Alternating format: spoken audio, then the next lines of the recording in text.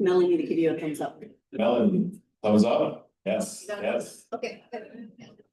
Okay.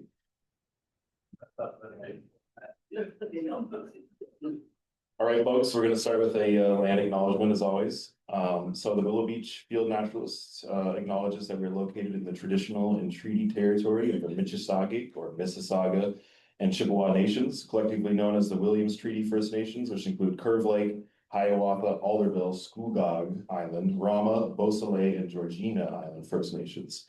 Willow Beach Field Naturalists respectfully acknowledges that the Williams Treaties First Nations have been stewards and caretakers of these lands and waters, and that today remain vigilant over them, over their health and integrity for generations to come. We are all treaty people. So that's the agenda for tonight. So membership renewals, it's that time of year again. So please, if you could renew your membership for 2026, that'd be awesome. If you are new to the club and you were joined since September 1st, you should be good. You don't need to do any renewals for that. But please, everyone else, if you could renew your membership, that would be excellent. And please consider for this month, additional donation. I think we're actually running a fundraiser this month where an anonymous donor will be matching each $5 donation with $5. Am I correct, Marina? Each membership renewal will get an additional $5, and each donation of $20 or more will get an additional $5. Okay, so for every membership renewal, you get $5, and for each, what was it again? Every donation of $20 and more. Every donation of $20 or more, get a $5 donation. Okay.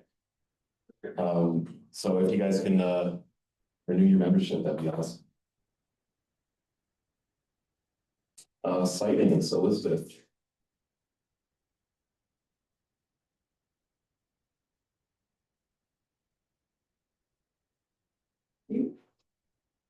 On decks. So what's the picture, Marina? You may wonder why I put a chickadee up here. But there has been an eruption of chickadees this fall. You may have noticed a number of chickadees moving through. They don't migrate on a regular basis, but they do erupt. It's called IRRUPTION. That's eruption. It's not like a volcano. Yeah. And also red-breasted nuthatches also erupt. And we've had some in our backyard. Anybody else have red-breasted nuthatches that don't usually? A lot of people, yeah. So that's a movement from the north that would indicate that there probably isn't adequate food in the north. Yeah.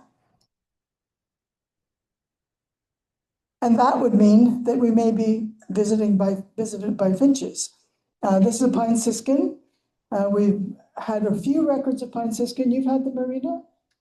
Not yet. I haven't seen one yet, but I've heard. Yeah, you've heard them. Roger's heard them too. Anybody else hear pine siskin? Stock up on Niger. You're going to go broke this winter. Yeah. That's another one of the finches, a purple finch. I've had a few records of purple finch sent to me, and they don't normally hang around this far south. Yeah. And just this week, we've had a couple of records of evening grosbeaks. So keep your eyes out. They'll be in the area, probably around the Northumberland forest. So Marina, your bank account could be flattened this year because they are big birds and they eat a lot. And there've been a few people doing hawk watches. Chris, you've had some golden eagles, a couple. Richard and Chris, and was Margaret in that group too? No, Richard and Chris tried to get golden eagles the other day, nearly froze to death, and got one. Yeah, got one. Roger had 4 over our house in the middle of the month. Nice.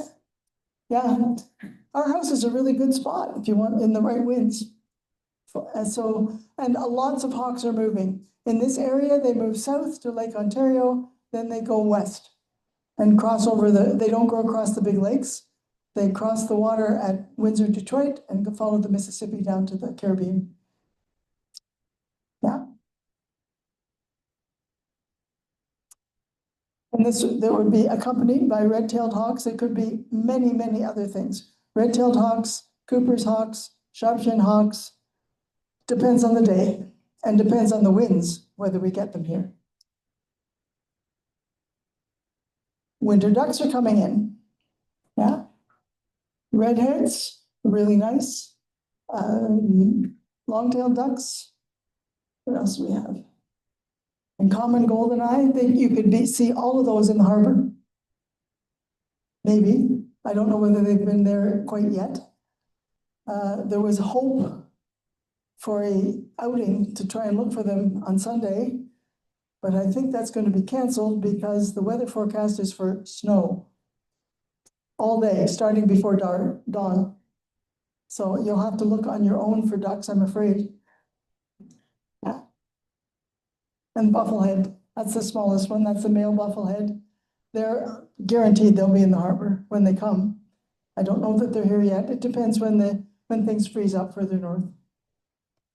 And if the water stays open, some of those guys will be here all winter. This is south for them.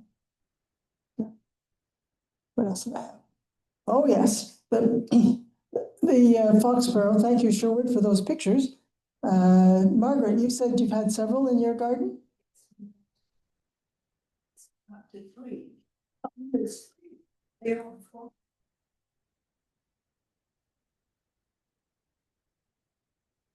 Margaret has had up to 3 in her backyard, and it's just across the street.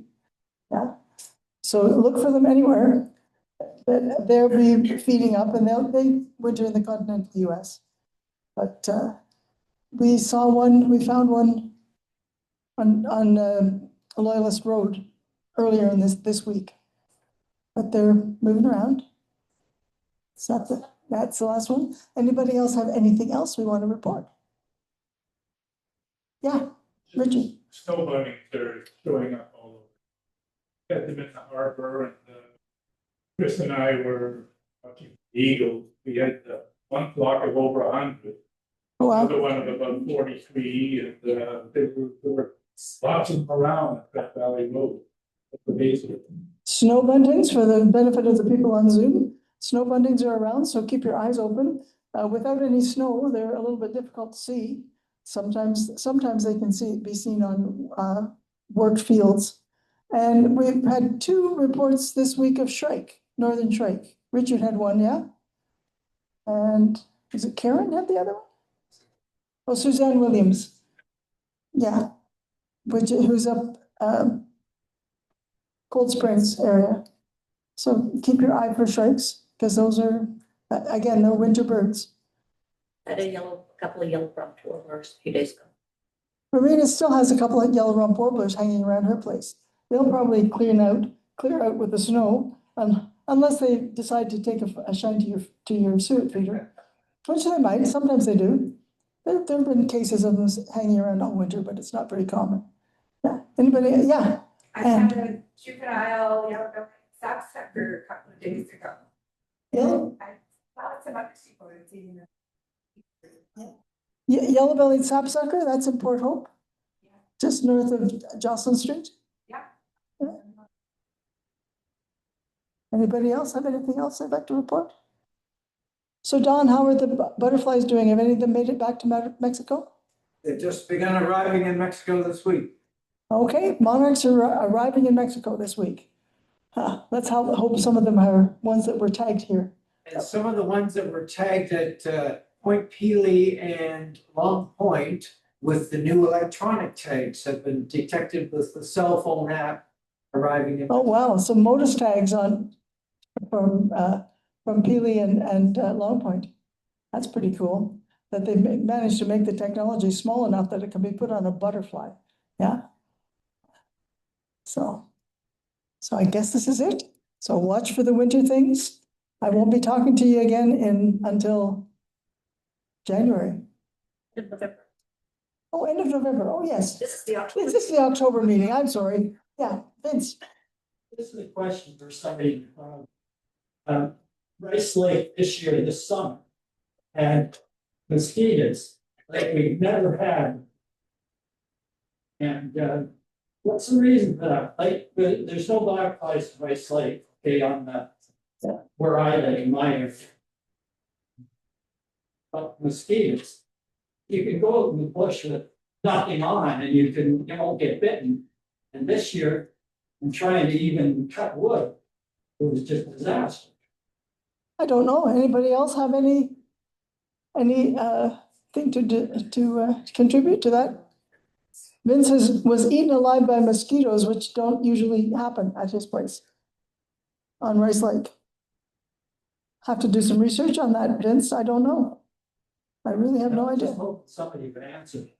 I'm hearing a crashing silence. So.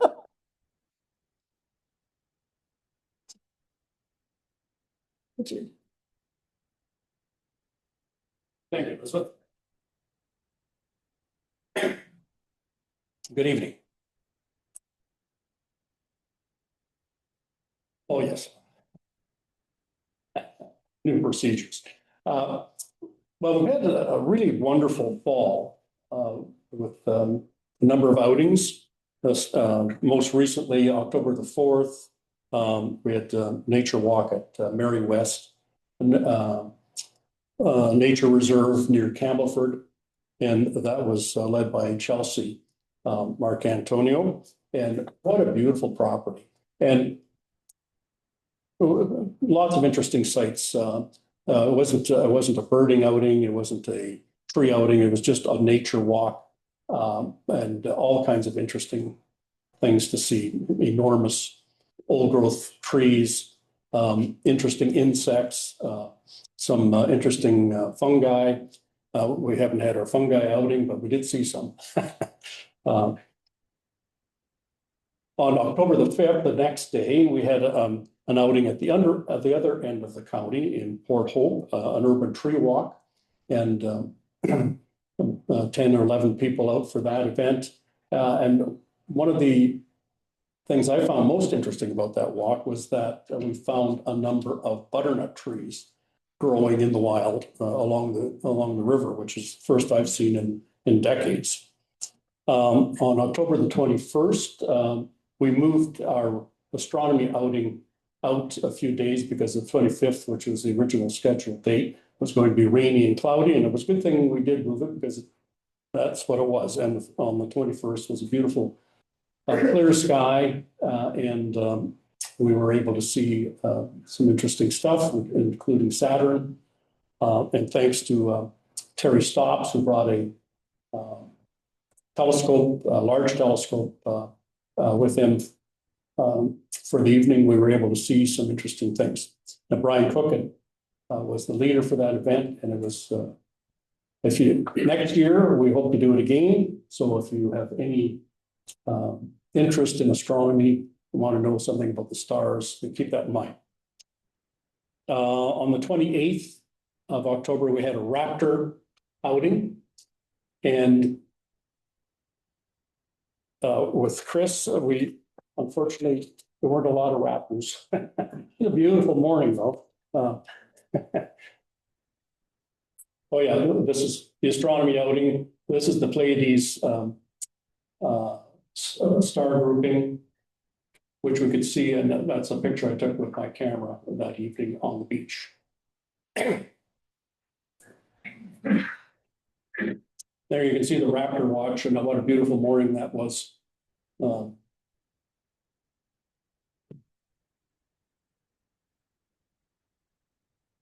Coming up.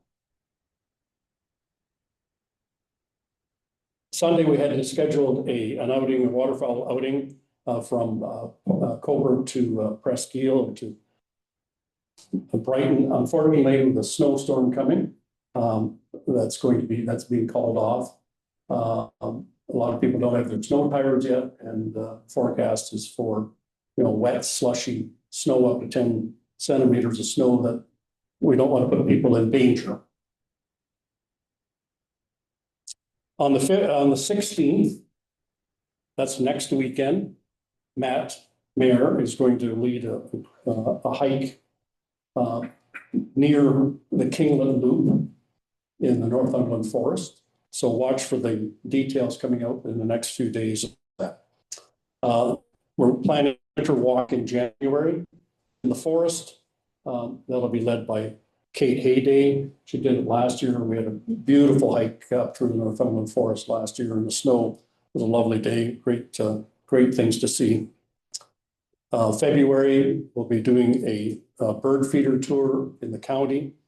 So watch for details on that. And then in January, February, looking at an owl outing in the Kingston area.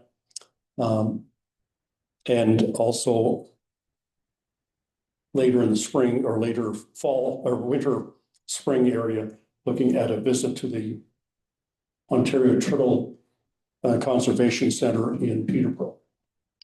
I just said yes to the album. Oh, great. Okay. Okay.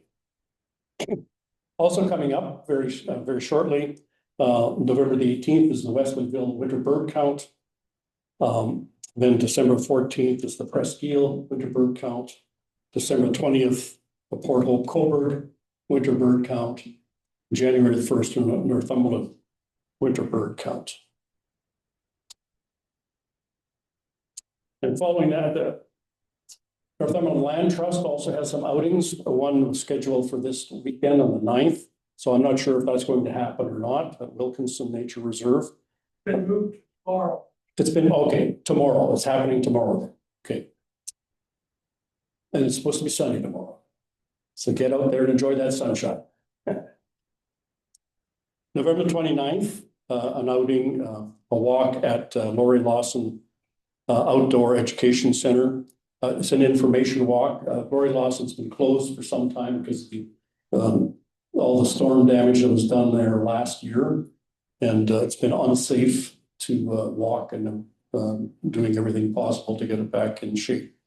Also in December, with a date to be announced, there's going to be a walk at the Declare Nature Reserve near Centerton. Okay, that's it. Thank you, Richard. So we're actually going to have our club member and board member, Jerry, introduce the speaker tonight because he has some personal connection to the topic of the story of the evening. So, Jerry, if you want to take it away. Thanks, sir. As Matt mentioned, I have the pleasure of introducing our speaker tonight, Josh Sayer of Birds Canada. But before I formally introduce Josh, I want to just talk about Willow Beach and our involvement in Motus. And I want to mention that we have a collaboration between Willow Beach, Community Power Northumberland, and the town of Coburg. And it's a Willow Beach initiative. It's been kind of spearheaded by Frank Godfrey and I over the last couple of years. And the idea is to try and see about the installation of a Motus tower along the waterfront of Coburg that would fill the gap from a tower that apparently was in place a few years ago but was lost due to vandalism. So we explored, talked to a number of people about getting a tower put back into that area. And you can see my crude rendering on the slide here. To the left and to the right are the existing towers. You can see one at Darlington Generating Station, the OPG site on the west, and on the east side is the one at Presqu'île. So the one at Coburg is ideally suited for filling that gap. And I won't go into the details of what Motus is and how it works. I'll leave that for Josh to do a little more coherently than I. But anyways, it's been a Willow Beach official initiative, but it's going to be a shared effort. And I'd like to point out to Tony Walker, who's with Community Power Northumberland. So the installation of Tony, you just want to raise your hand and We will know where you are, there you are. And through Tony's great work through Frank work with Tony and an initiative through called Hub, it's going to be co-shared, the cost will be co-shared. The cost of the installation is about $6,300, so our Willow Beach will be half of that. And it's generating a lot of excitement. We've got cooperation from Jackie Chapman Davis. She's with the manager of culture, events and tourism, and the mayor Cleveland, who announced the plans at a recent Coburg shoreline event. So they're pretty stoked by it. It's going to be installed at the boat storage facility, and where it's a little more secure. The municipality is going to provide the internet and the power hookups for it. So that's a big bonus for that location. And I think it's really good. That's going to elevate Willow Beach's profile. Kind of can involve in something that is not only a regionally significant, locally regional, but global program that Josh will be talking about in a couple of minutes. So with that, I just want to introduce Josh. So Josh Sayers, he's been with Birds Canada for over 6 years, and he's been entirely focused on Motus, M-O-T-U-S, Motus. He's involved with projects and individuals across the world at every stage of their projects, from initial conception and study design to troubleshooting and technical support, procuring infrastructure, to assisting with the product development and testing. So prior to Birds Canada, Josh spent the better part of a decade working across North America and the Caribbean on various projects studying animals such as the cerulean warbler, willow flycatcher, grizzly bears, wolves, and beavers. I think warblers and flycatchers are a little more friendly than grizzly bears, but you know, but he also co-founded the Ontario Badger Project with his wife and 2 other colleagues from Trent University, Professors Chris Kyle and Joe and Sarah. So, well, Josh is on Zoom. So welcome, Josh, and we look forward to hearing all about Motus. Thanks, Jerry. And yeah, the new tower going in Coburg there is exactly the sort of contribution that folks can make at all levels. It hopefully becomes clear in this little overview that I'm going to give here. Okay, I'm going to share my screen.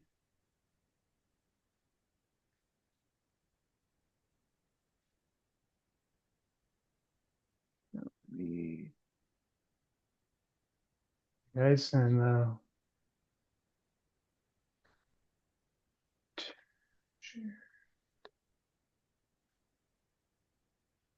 I always struggle with these Zoom sharing things. I feel like I should keep the technical support part of my job out of it. Any description of what I do at Birds Canada? Okay, can you guys see this all now? Yes. Yeah. Okay, and just the slides? Yep, just the slides. Perfect. Okay, so thank you all for inviting me, and it's a pleasure to be here virtually. I'm going to start with the most basic question, and hopefully in the process of answering that, expand it into a more complete explanation of how the various components that make up Motus, none of which are actually all that groundbreaking on their own, combine to create a truly unique collaborative research and conservation tool. In its most simple terms, Motus is an international community using automated radio tracking to study movement and migration. And there's obviously more to it than this. People aren't just studying movement and migration, also behavior, other aspects of animal ecology. But this definition highlights the basic components that I'd like to discuss. Starting with automated radio tracking. So a lot of you will be familiar with the fundamentals of radio tracking. It's a technology that's been around for several decades, and it's opened up a lot of avenues into wildlife research that weren't possible before. Fundamentally, it's a radio transmitter that's attached to an animal, often by a collar, and it just sends out a series of simple beeps on a particular frequency. The signals are picked up by a specialized radio receiver and antennas, and the direction of the strongest signal points to the direction of the animal's position.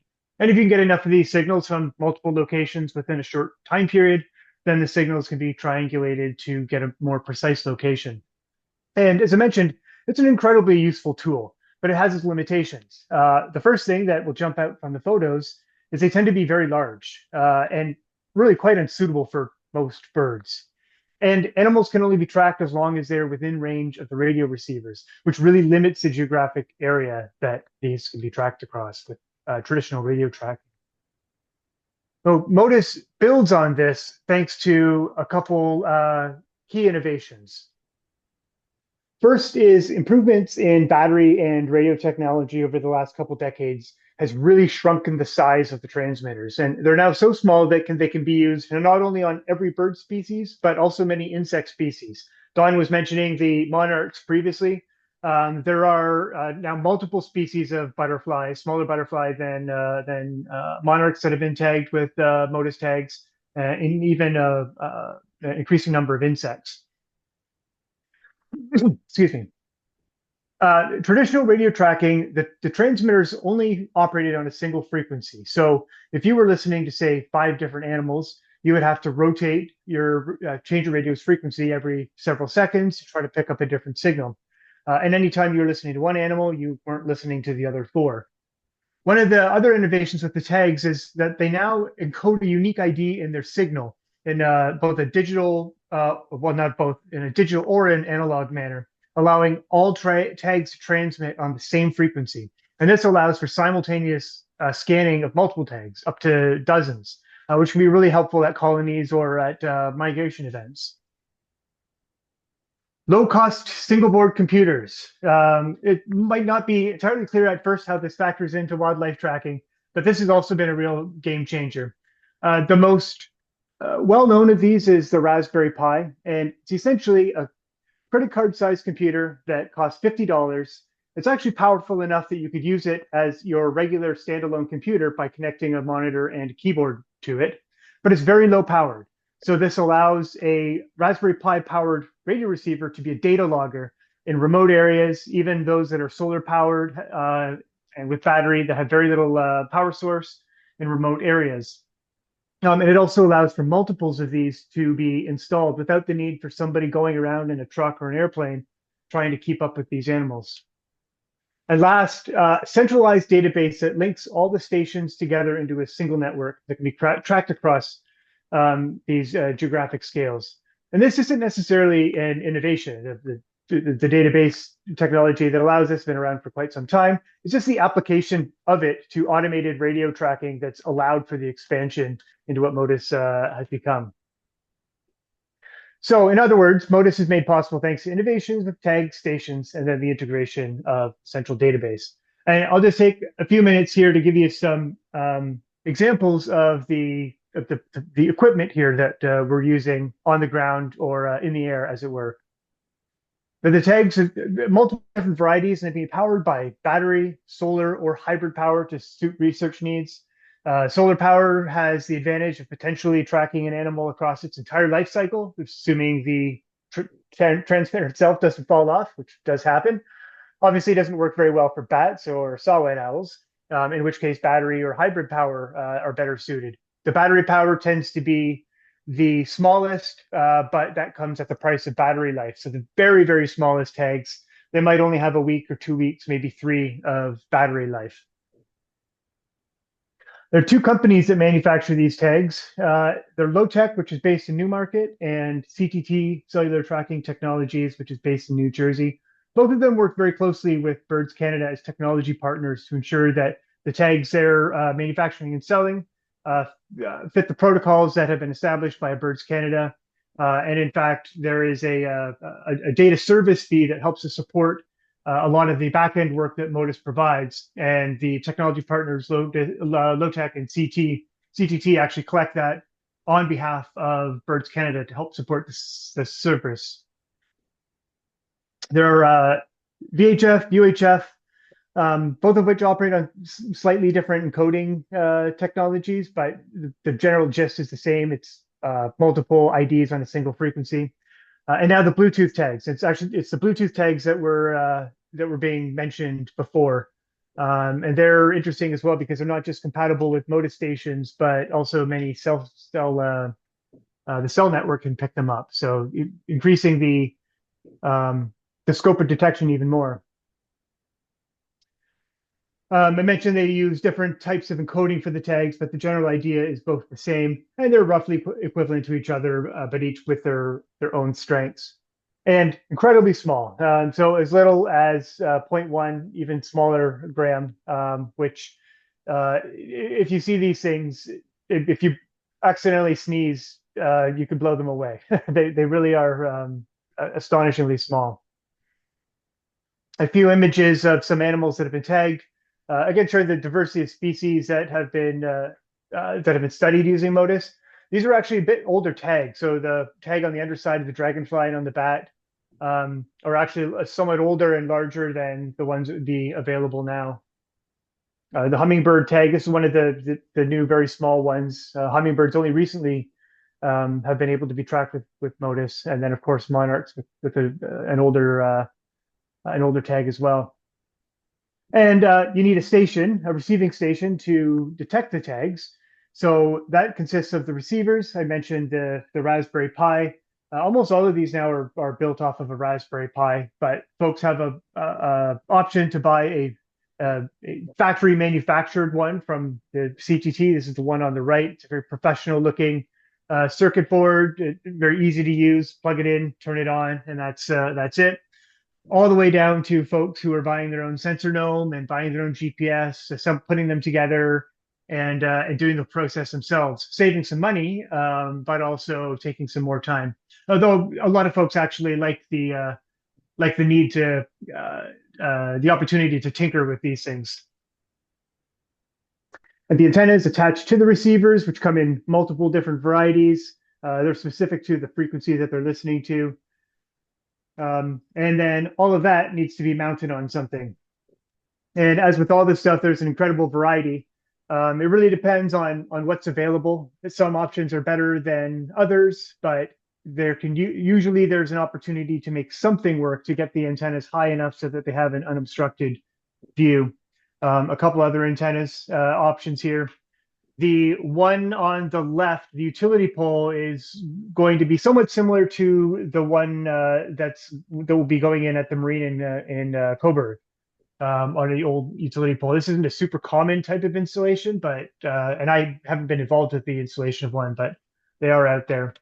And interestingly, Motus is one of those areas where, just say when I first began working on this project, I didn't realize how much construction there would be. Of course, somebody has to assemble these structures, and it's often cheaper for us or whoever the partners happen to be to learn how to do it ourselves rather than hire contractors. So all kinds of unexpected skills that have been learned on the job. And these are increasingly connected to the internet as well. So all of the original Motus stations, until very recently, all required manual downloads. So someone would have to go there in person. Might be a long drive. Might even be a hike into a remote area. Bring a computer, connect to it, download the data, go back, get on the internet, and upload the data. And increasingly, most of these are connected now either through Wi-Fi or some of these remote stations to cell network. And this reduces costs, obviously, and time in travel around, but it also keeps all these stations a little bit more up to date, closer to real time. They're never quite real time, but it's getting a lot closer. So far, this description has covered automated radio tracking more generally, and this has actually existed for a while. The low-tech nanotags, which are the first that were supported by Motus, and the SRX receivers that went along with them, were early consumer options that have been available since the 80s. But they were restricted to local scales and individual projects. And what really ties all of this together and enables the continental scale tracking and collaboration is the Motus central database, as well as the servers that receive and disseminate the data. And this is all hosted and maintained by Birds Canada. Most of it, the actual servers and all of that, are here in Southern Ontario. The staff who assist with it are nationwide. And I'd like to think it's nice that this system is gaining more and more participation and buy-in worldwide, that the central hub of it is maintained by those of us here in Canada. For these projects who want to join Motus, they'll register their tags and their stations prior to use so that the system is aware of them and that the data can properly flow. And then all of the detection data from those stations goes back into the central database. This ensures consistent, standardized data collection, no matter who's deploying tags anywhere in the world. It's all going to be collected in the same way, and it's all going to be output through a portal in the same format as well, which researchers and the public both have access to. There's two different levels to this data access. One is through statistical programming software called R. That this is really what the researchers are using. It's more detailed data, much steeper learning curve. And then a lot of the data, the vast majority of it is open access, is available through the motus.org website. And I'll take a few minutes later on to give a brief overview of how to view that data. And speaking of data, there is a lot of it, 8 billion detections so far and growing. So we have the tags, the stations, and the centralized database that ties it all together. And this is where the beginning of a truly international community starts to take shape. Oh, when Motus began in 2013, it was barely more than a dozen stations, mostly in Nova Scotia, and really little more than a proof of concept. It might work within a particular region, but there would be little incentive to invest in tags if there weren't stations to detect them. And on the other hand, there'd be little reason to install more stations if no one was likely to be tagging. It took a little while to start building momentum. But even after a couple of years, the number of stations had grown enough to allow tracking across multiple provinces and states, and more groups started seeing the potential value in getting involved. Something that became clear very early on is how the growth of Motus was operating as a positive feedback loop or virtuous cycle. Each new station that is installed increases the network coverage, adds more density to the network, and offers the opportunity to track animals across a wider range of potential movement. And this allows more questions to be asked and pertaining to more species, and lowers the barrier of entry to the next tagging project.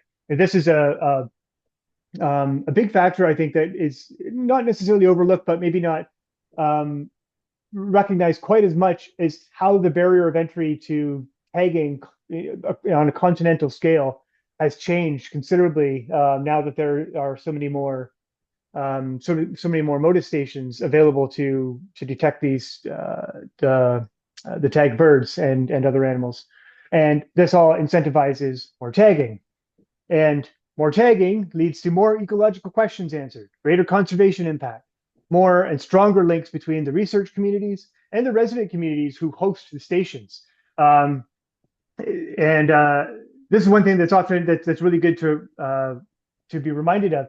You and your group will need little reminding of it soon, because you're soon to be one of these groups who is contributing and will see the benefits and outcome of this contribution, and not just see the birds that are being tagged, but see the places where they're going, the other areas and communities where they're being detected as well. And of course, incentivizes more stations, which goes back to here. And you get the idea. So this has really been an accelerating curve in terms of buy-in and participation, both on the tagging and station level over the last several years. We put together this infographic a while back. It's probably too small to read at the back of the room there, so I'll just read it. Just a visual description of what I was just saying here. At the top, the receivers are deployed by independent groups. Sharing receiver infrastructure and metadata increases the study area for all participants. And then tags are deployed for specific research questions. And sharing tag metadata reduces study duplication, enhances collaboration.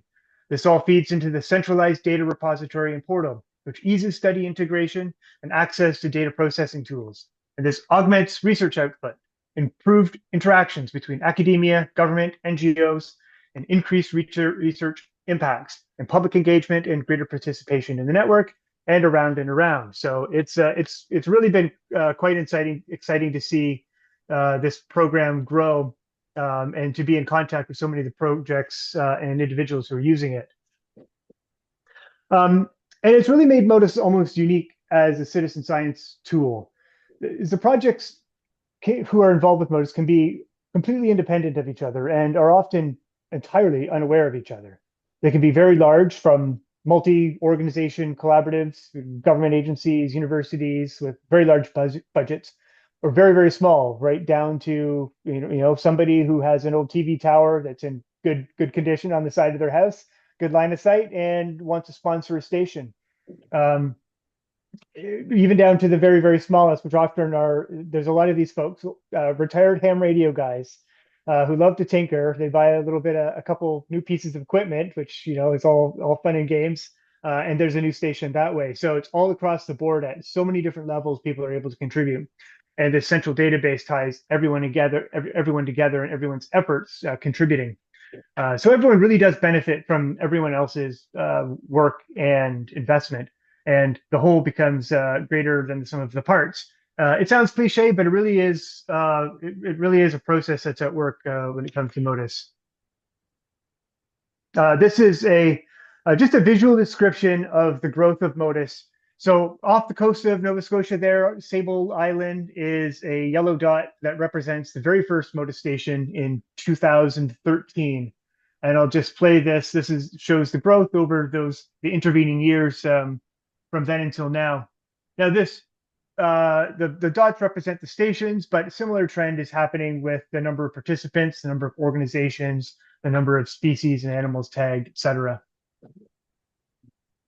And you can also really see the impact of the denser station network, that the impact that would have on the ability to ask new questions and get at important questions with potential conservation impact, just because we can now track animals across so much more of the potential areas that they would move. So yeah, the numbers here at the bottom, as of a week or so ago, over 2,300 stations now worldwide. This map, I focused in mostly on North America and Europe just for visual effect, but there's an increasing a number of groups getting involved in Central and South America, Australia, not so much yet in Africa or Asia, but that is starting. 475 species tagged. Again, not just birds, but many bat species, many butterfly and other insect species. Over 61,000 animals, 34 countries. So it really is quite a global phenomenon now. And lastly, I'd like to talk a little bit about some of the research topics and findings that have come about using Motus. And my role with Motus is more about providing support kind of on the back end at various stages to various projects worldwide, rather than being actively involved in any one project. So I'm not super familiar with the specifics of most of these, but this is just a kind of a summary of some of the different topics that have been investigated and some of the conservation implications. And then after that, I'll just close with going over to the website and give a short demonstration of what's available to the public on the website, and then maybe we'll have some questions.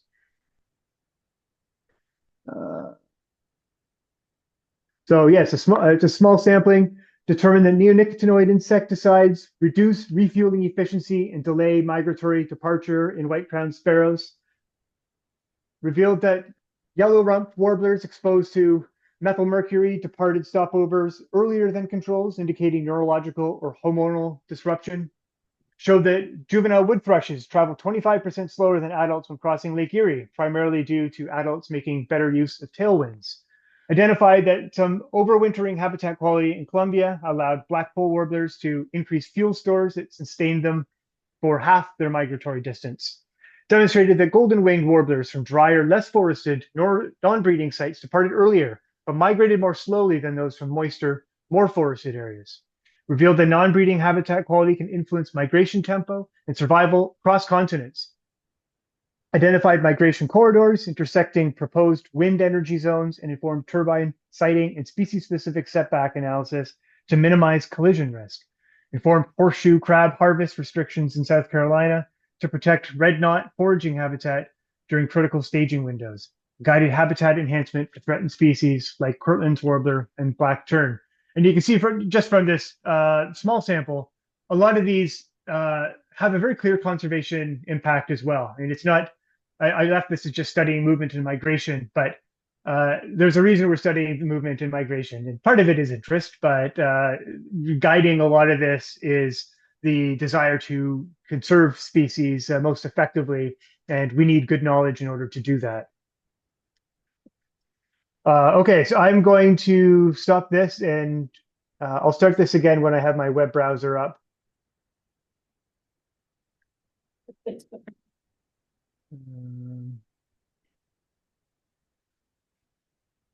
Okay, so I'll just, oops. Yeah.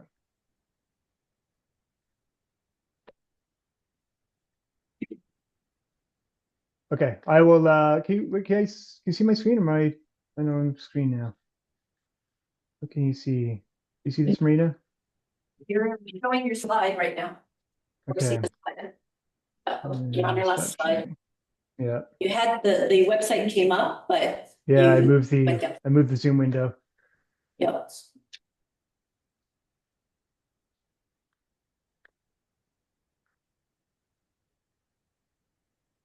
Okay. Just trying to get this thing out of my way. The website. Yeah. But the little bars, just I'm trying to move it too far. There we go. Okay. So yes, motus.org. This is the portal to all things Motus, and highly recommend anybody who's even passingly interested to visit the site. There's a lot of information about Motus, how it works, how to get involved, various resources in here just from the main page. But what I really want to show you here, there's various resources here for people depending on how involved you feel like getting. But this Explorer here, this is the portal to the open access data. So I'll move over to a tab that already has this open. And in here we can view by stations, projects, species, or particular animals as in individuals. I'm going to go, this is just one bird actually. One of the interesting things about nighthawks, there's some other larger ones as well, is they're large enough to carry a tag for 2 years. So you get a lot of back and forth. This here is probably a false positive, which is an unavoidable part of the technology. Typically, what happens with most projects is the tagging project, once it's completed, and they know all the data has been uploaded, they'll use the more advanced data portal through our statistical software and do a deep dive in their data, looking for false positives using various methods of cleaning and filtering. Do all of that before they get to any point where they're ready to publish it. A lot of the stuff that's on the website has just been uploaded.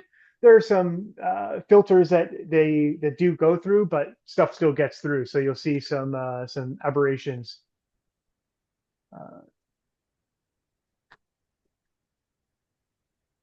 So one thing, once if you land on this station and find a station near you, because you probably come from are going to have a few of these a little bit closer to you than Coburg, perhaps. We have here Alderville. They've been having a difficulty with that one. So you can click on any of these, view the station. This will give an overview of all of the detections and tracks that have been found there. So the Wilmot and the Presqu'île one, Wilmot near Darlington, are the two closest. And you guys will be filling a big gap in between. But it's really interesting to land on here and find the most recent detections. The most recent here is hermit thrush, red knot, and then from each one of these, you can it'll give you a little bit of information where they were coming from. But it's really interesting to click on it and just get the visual. I mean, it's one thing to look at a table. Oh, this is all permit thrushes. I didn't want that. I just wanted this one. The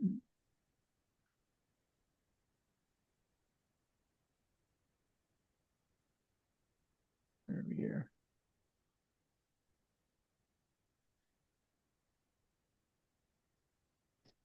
We did. Egg deployment. Different bird. Yeah, this is one of the things that we'll do at work because we have an interest in keeping tabs on how stations are doing. But it's easy to find yourself getting a little bit lost because you notice something interesting and then you click on that and then it leads you somewhere else. It's interesting.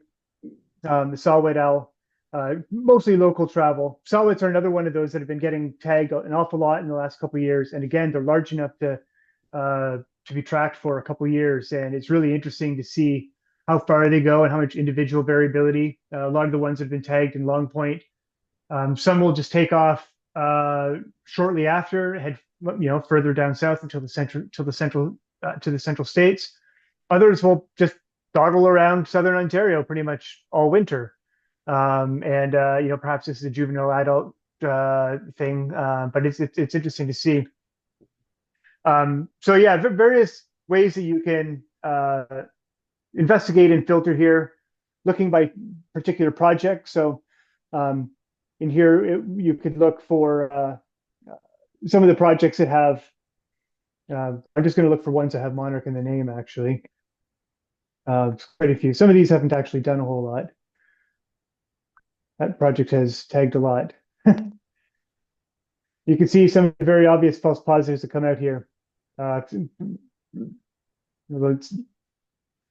usually it's possible some of these are legitimate, but probably not. But a lot of very interesting data. Click on each one of these. This is species that are detected on their stations as well, not just their tags. Animals tagged. These are just their tags. So not a lot here from these monarchs. At least this is mostly their other tags. And then species and regions and various other ways that you can explore this. There's actually also a slightly older, if you find that you're really interested in exploring the data, if you click on this Explore and then click on the old Explore pages, it brings you to a different way of exploring that can have some benefits to it. It's not the newer version, but it breaks things up a little bit differently. I'm just look at some of these maps, and then we'll close this up and then just give these brief acknowledgements. So one common turn. That's fine. Days and days and days of data, but it never really went anywhere. Locally tagged.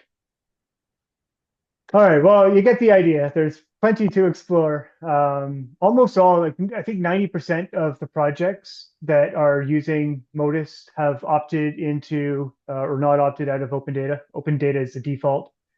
There are some who have, usually this is for species sensitivity reasons, but it's very little. So almost everything that has been tagged and detected is available for viewing by any member of the public.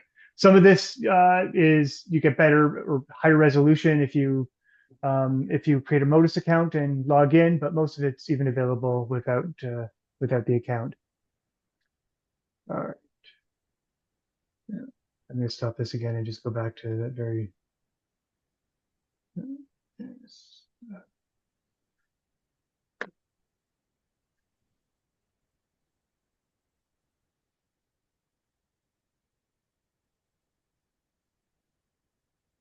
Okay, are you seeing the acknowledgements here? Yep. Okay, just a few of these. The list of acknowledgements is truly too long to display. I actually, for effect, I tried to go onto the web page where there's a long list and create a scrolling video, but because it really makes the impact of just how many groups, how many individuals have contributed to this project. These are some of the main ones, though. Yeah, that concludes it. Again, motus.org, lots that you can learn there, and to explore more of the data. So I'd be happy to take any questions if there are any.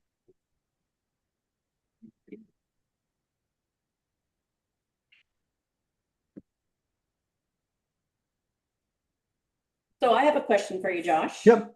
Do you guys have any concerns that people might use this for nefarious reasons? Well,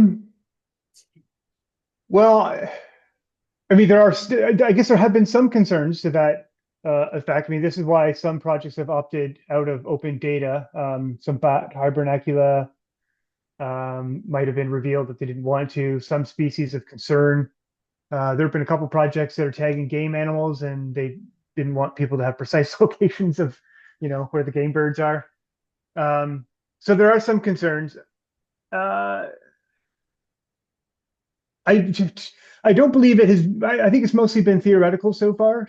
Just erring on the side of caution.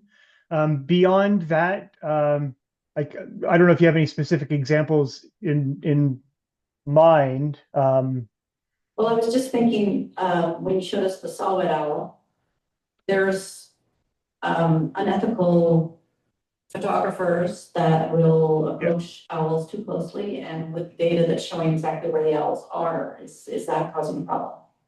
Yeah, no, it's a good point.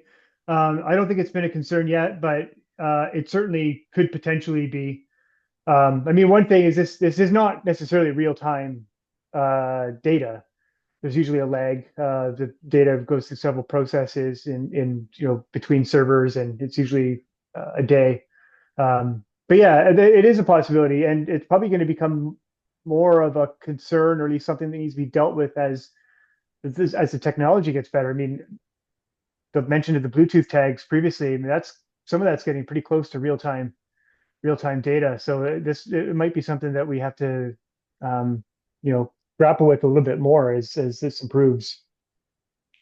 Okay, so if there are other questions from the Zoomers, if you have any questions, feel free to unmute yourself and ask a question, or you can type it in the chat. Any questions from the floor here? Yeah, hold on, I'll bring the mic down.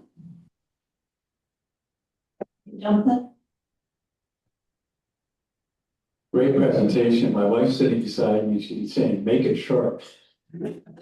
So here, I'm going to put it into the context of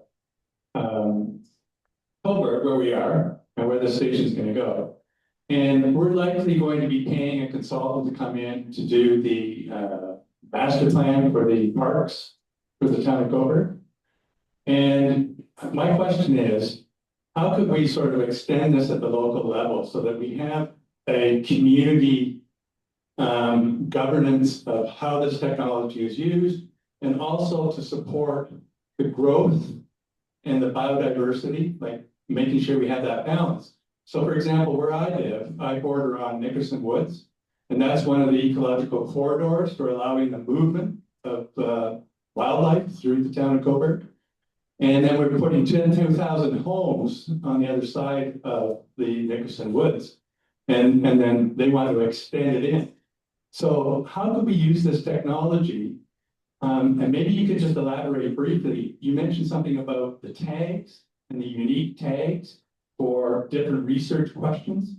What would that look like if we wanted to explore this technology at the microclimate level within these corridors that we're responsible for? Yeah, so just to clarify one thing, the unique ID, this is just per tag. It's the method by which, a dozen tags can all be transmitting on the same frequency at the same time, and then the computer logger can differentiate.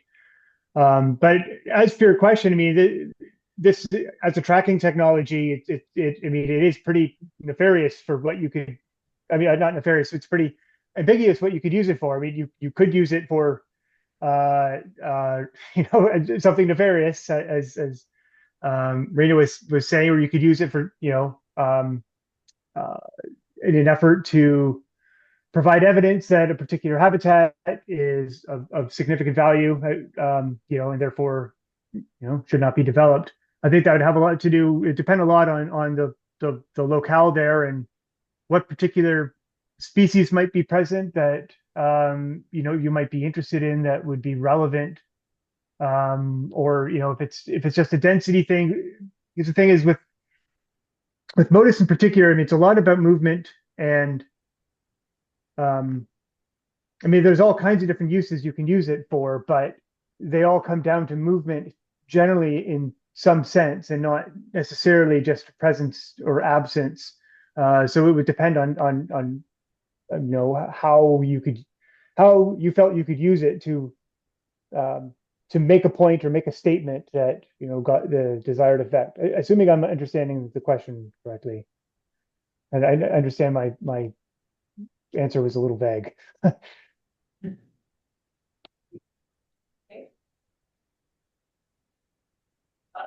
Oh. Two short questions, Josh. First, how close to a station does a tagged animal have to come to be detected? And secondly, what's the actual cost of setting up and maintaining one of these stations? Two great questions. The short answer to both is it varies, but the longer answer, so for the detection distance, it can be as much as 10 to 20 kilometers, which is actually somewhat surprising given the small size and low power of the transmitter. There have even been cases with particular environmental effects where it's been a detection of 40, 50, 60 has been confirmed. Two simultaneous detections on 50 kilometers, that is, simultaneous detections on two towers. Those are really unusual circumstances where the signal was bouncing across water. There was some hypothesis for how that happened. 10, 15 is what we usually say is the maximum. Often it can actually be much less than that. If an animal is down on the ground, for instance, rather than flying in the sky, the distance is considerably reduced. If it's in vegetation, obviously that's going to reduce it at all. Even environmental factors, humidity in the air can have an impact. So it really does vary a lot. So it's one of the challenges using Motus data is that it's one of these systems where the presence of data is very, very informative, but the absence of data isn't as informative as you'd like it to be because maybe the bird was just flying too low at that particular point and didn't get picked up by the antennas, whereas at the previous station, it was flying very high in the air and had very long detection range. So it really does vary. As to the maintenance, it can be the installation. Usually, and it's been going up a bit. We on the website we have a kind of a ballpark figure of $7,500. That I mean, if you're a tinkerer and buy the equipment yourself, you can do it for 1,000. If it's in a really remote area that requires a crew to get in, it's difficult to get to. It might be 25,000. You'd really want to be making sure it's a high priority and high value spot to be investing that much into it. So it's all across the board, but the median is kind of around 6 to 7, up to 8 in the kind of the higher areas. As far as maintenance, that usually isn't that much. As I said earlier, most of the stations that are being installed now connected to the internet, or at least are intended to connect to the internet. There's still some software issues we're working out. So that reduces the number one maintenance cost that used to exist, and that's just driving around, every couple months and getting your data. Failing that, it's really just if there's a storm damage or anything. Otherwise, once they're up, it's very minimal electricity. Once they're up for the most part. Any other questions? I think there was a question online.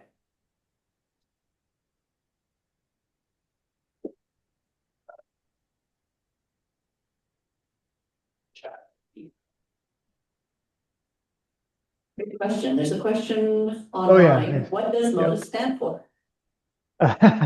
This it doesn't stand for anything actually. It is Latin for movement. But for some reason, everyone's phone, every computer, every autocorrect that's out there wants to switch it to all caps. On my own phone, I tried to create a shortcut that would switch it back, and it never worked. So I'm not sure why why that happens, but it certainly has led to the impression that that it's an acronym, and it's actually just Latin for movement.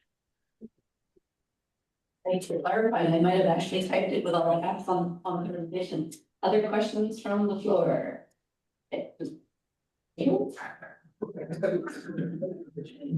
Oh, yeah, two more. No, just to follow up. So what I'm thinking of is, are you familiar with asset management?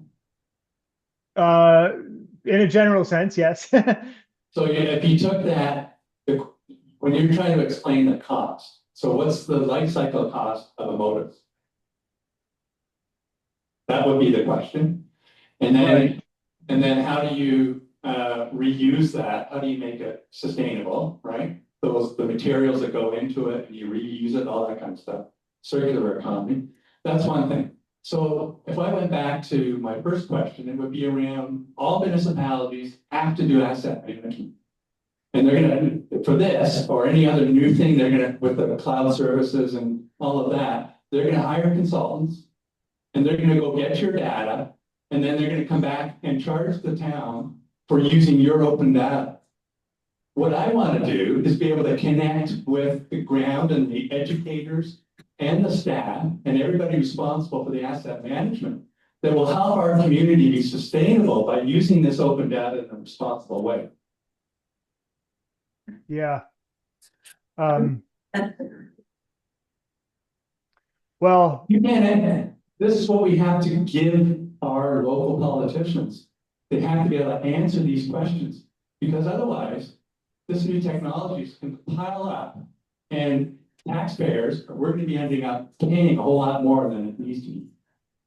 yeah, and your point about the consultants charging for a service that they used freely access data for, that's paid for by somebody else, is something that not so much in Motus that we're struggling with, but another of Birds Canada's flagship programs, Nature Counts. It's a challenge for them because it's a lot of like you say, public funding that goes into providing these data sources that are then offered for free, and then somebody else turns around and then charges it back to the same people who paid for it.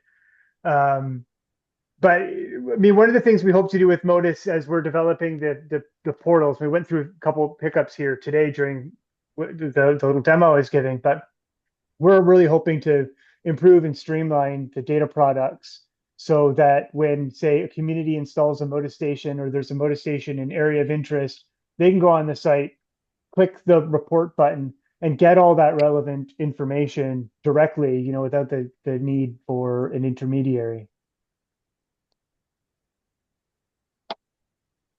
Who's gonna own the Motus tower? What did we decide with that one, Jerry? I think I can jump in here, Josh. Yeah.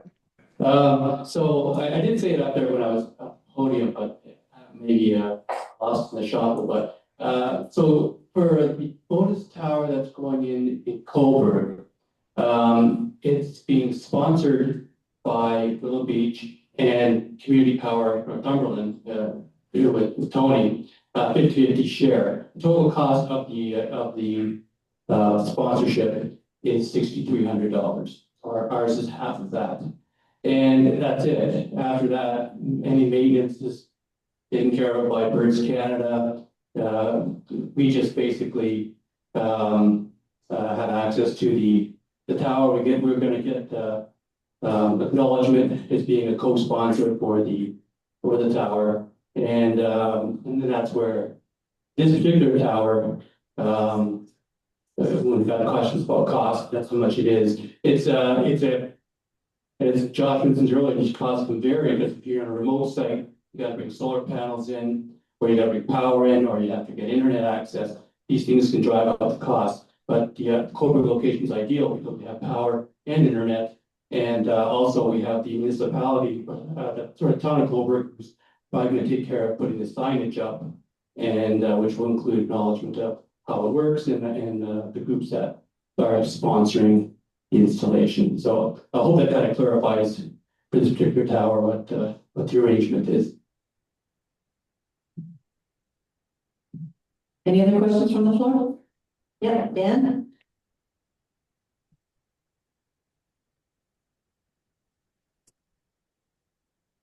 Hi, thank you for your presentation. I just have maybe a bit of a technical question, but I was wondering if you are aware of the effect of the hardware on whatever you're tracking. It seems to me, you know, you can pull all this data, but all this data, you know, technically is only for birds that have this hardware on it. And if the hardware is affecting, you know, the flight speed of the bird or whatever, how can you collect data without this hardware on it to see the effect, you know, of the hardware? Yeah, great point. And it's an age-old question, and one that we'll probably never fully get around, because you kind of alluded to it there. I mean, how do you actually compare the effect of those with the equipment versus those without, if you have to, and you can't really do it in the sense of one-to-one comparison like that. But it's a constant concern, and it's one that I mean, from the earliest days of tracking technology has been dealt with. I think well, I mean, you only have to look back at older photos, even some of the ones I was using today earlier on, partly for emphasis, mind you, of the large collars. We're getting a lot more aware of the potential drawbacks as we go along, and trying to minimize it. I mean, there's weight to the weight ratio, like the tracking device to the weight of the animal ratio that's adhered to. There's some wiggle room depending on species. You know, it goes through animal care committees, and you know, of course, all of us doing the tracking are you know, in almost every case we're doing it you know, with the intention of the information benefiting the birds generally. But it's a fundamental concern. And you hit the nail on the head, and there's really no getting around it. I mean, at the end of the day, we all feel confident that the the impact on the individual birds is not overly negative, that it's not affecting the bird's behavior that much. And maybe in the edge cases that I'm not thinking of any example off the top of my head, but there probably are edge cases where people are, you know, maybe not as certain that you know, they feel that the impact on the species as a whole is worth it. But it certainly is also being aided by the improvement of the technology and getting smaller and smaller. Yeah, it comes up internally. Like, my colleagues actually just published a review paper on this not too long ago. I was just reading it, reviewing, like perusing over it recently, and they're, you know, addressing this very question. And where do we stand? What can we do? How can we do better?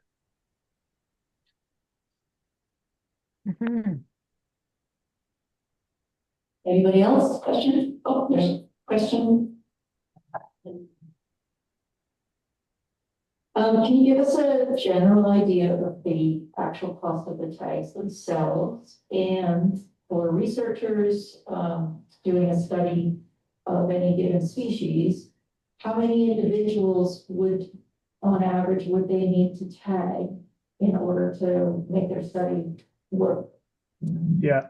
The tags typically cost about $250 a piece, so it adds up pretty quickly.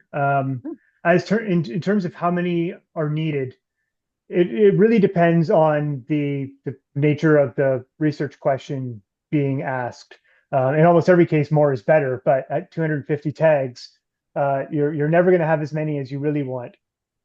Yeah, so it really depends on how many, on the nature of the question, and you know, there are times when tags failed, or they just didn't get detected as much as possible, and the original question that they had hoped to ask, they didn't end up having the statistical power to answer the question just because they didn't end up with a large enough sample size.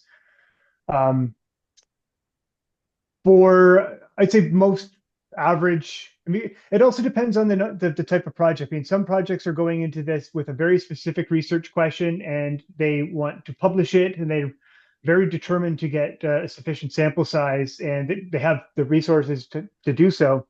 I'm thinking of one of the really big flagship one right now is a multi institution collaborative with Birds Canada, a number of other NGOs, multiple universities across multiple provinces and states, tagging wood thrush. And I believe there are close to 1,000 tags that are part of this.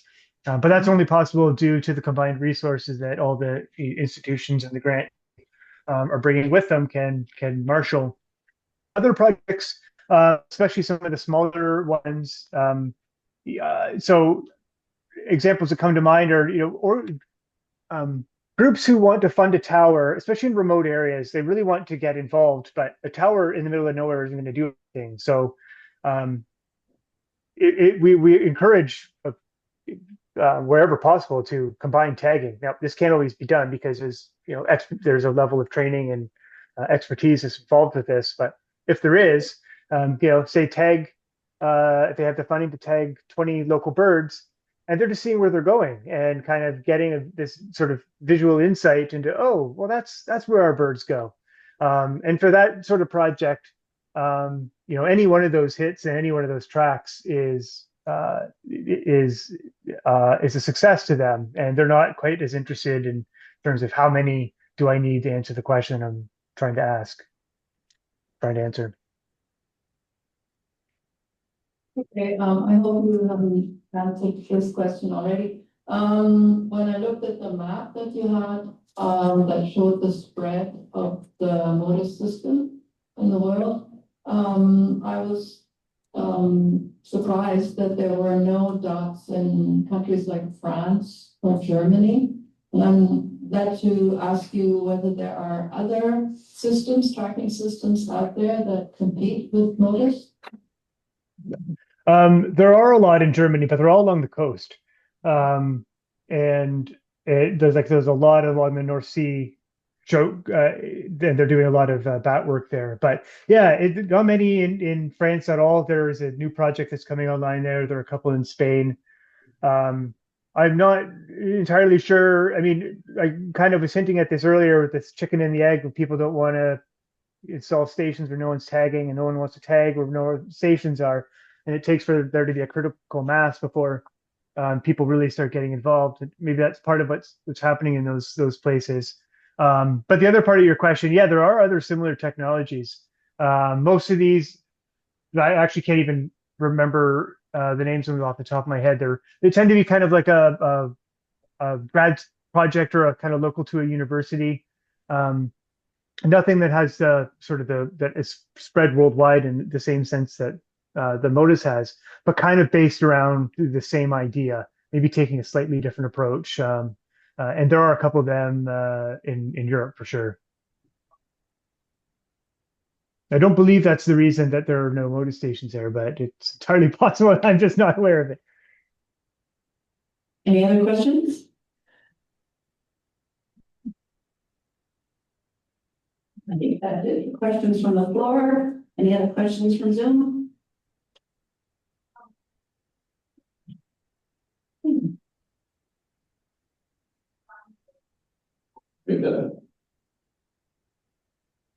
Thank you so much, Josh. That was an excellent presentation, and this is a very exciting project for us locally. Yeah, anything we just. Great. Yeah, well, it's an exciting project to be a part of, and I appreciated getting the opportunity to talk to you about it. Josh. Okay, well, take care, everyone. Good one. Thank you. Okay. Screen sharing. Okay. Capital letters. My fault. I didn't know that Motus was a lowercase either. I thought that was an acronym for sure. Nothing else today, I know now it's not Kevlin. Okay, folks, so just some closing remarks here. Our next meeting on November 28th is gonna be the last one for the year.